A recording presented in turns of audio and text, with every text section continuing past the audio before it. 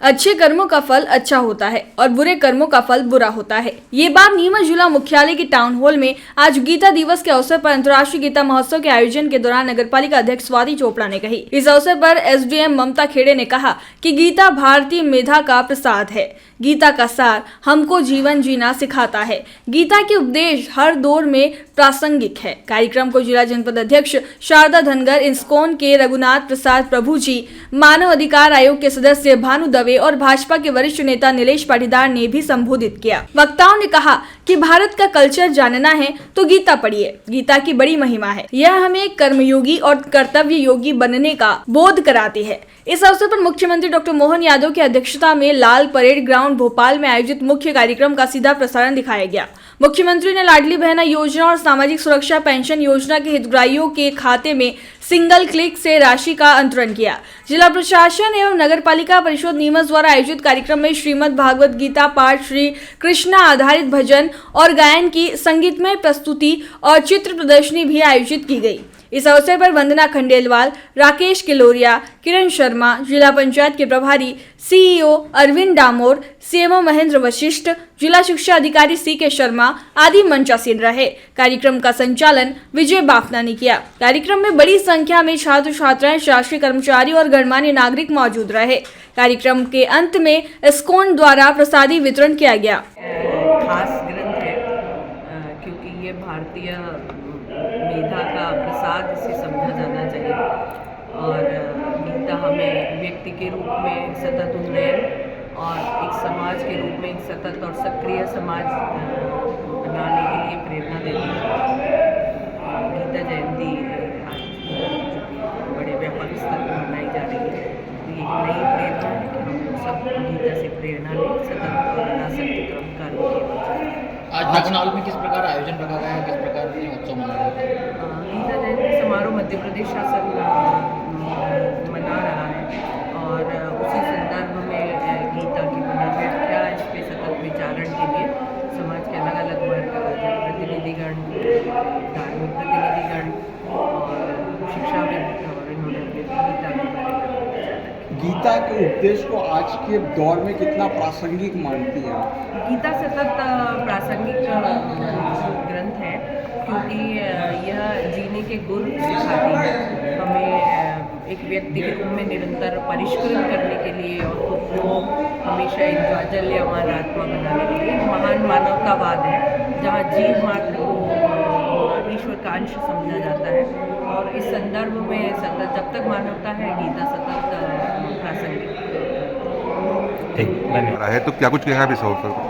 देखिए, गीता महोत्सव 11 दिसंबर को जो मनाने का एक मुझे लगता है कि बहुत ही सुंदर आज आयोजन उसके द्वारा हमारे सबके समक्ष हो रहा है और गीता महोत्सव जो है वो पूरा एक विचार है और विचार ये है कि धर्म और संस्कृति का जो ज्ञान है वो अवरुद्ध ना हो, वो धारा प्रवाह की तरह बहता रहे, बच्चों को और आने वाली पीढ़ी को और हम सबको नित्य प्रतिदिन इस ज्ञान को धारण करने की चेष्टा रहनी चाहिए। क्योंकि जब जब हम इसको पढ़ते हैं, गीता के ज्ञान को पढ़ते हैं, जो 700 श्लोक उसमें वर्णित है और 5000 साल पहले जो कुरुक्षेत्र में अर्जुन को ज्ञान दिया गया था और उस ज्ञान की वजह से ही अर्जुन जो इतना भारी युद्ध था वो जीत पाए थे।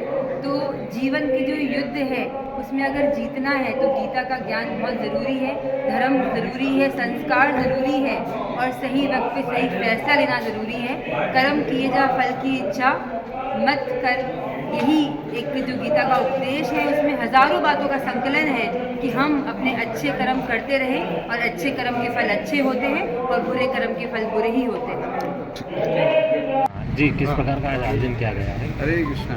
सो ये आयोजन वास्तव में मध्य प्रदेश सरकार के द्वारा किया जा रहा है। पूरे एमपी में सभी डिस्ट्रिक्टों में आज गीता महोत्सव मनाया जा रहा है। उस उपलक्ष्य में आज हमारे नीमच में भी एक प्रोग्राम किया जा रहा है। कलेक्टर साहब के द्वारा बहुत सुंदर प्रस्तुति किया गया है। लगभग अलग अलग स्कूलों से सभी बच्चे इधर पधारे हैं और गीता को पढ़ने के लिए उनको प्रोत्साहित किया जा रहा है। और उसका विशेष कारण है, आज जैसे कि आप जानते हैं, आज भगवान गीता का उपदेश दिया था अर्जुन को। वही आज का दिन है मोक्षदा एकादशी, गीता जयंती। उस उपलक्ष्य में सभी प्रदेशों में ये प्रोग्राम चल रहा है। तो हम लोग बहुत भाग्यशाली हैं कि हमारे नीमच में इस प्रकार प्रोग्राम हो रहा है। तो आप सब भी आज गीता जयंती के दिन अपने हृदय में प्रण लीजिए कि हमें भगवद गीता पढ़ना है, क्योंकि वास्तव में गीता ही हमारे भारतीय संस्कृति का वास्तविक रूप है। हरे कृष्ण। मालवा के छोटे से जिले नीमच से बाबजी इंडस्ट्रियल ने देश भर में अपना डंका बजा दिया है। बाबजी एसी ब्लॉक राजस्थान के कई शहरों में धूम मचा रहा है। राजस्थान के कई बड़े बिल्डरों की पहली पसंद बन चुका है बाबजी एसी ब्लॉक। उदयपुर, इंदौर, उज्जैन, रतलाम सहित कई शहरों में बढ़ रही है बाबजी एसी ब्लॉक की मांग। 1 क्यूबिक मीटर में ब्लॉक की संख्या 8 इंच की साइज में 41 ब्लॉक, 6 इंच की साइज में 55 ब्लॉक, 4 इंच की साइज में 83 ब्लॉक का वजन आकार के अनुसार 4 इंच का ब्लॉक करीब 8.5 किलो, 6 इंच का ब्लॉक करीब 13 किलो, 8 इंच का ब्लॉक करीब 17.5 किलो। बाबजी एसी ब्लॉक की स्ट्रेंथ है 4.5 प्लस MPa। एसी ब्लॉक की एक खासियत ये भी है कि इसमें कोई क्रैक नहीं आता है और ना ही प्लास्टर करने में होती है कोई परेशानी। टाइल्स भी लग जाती है बेहद आसान तरीके से। अब समय आ गया है अपने निर्माण को दे एक नई दिशा। आज ही संपर्क करें और जानें कैसे बाबजी एसी ब्लॉक आपके निर्माण को बना सकता है और भी बेहतर।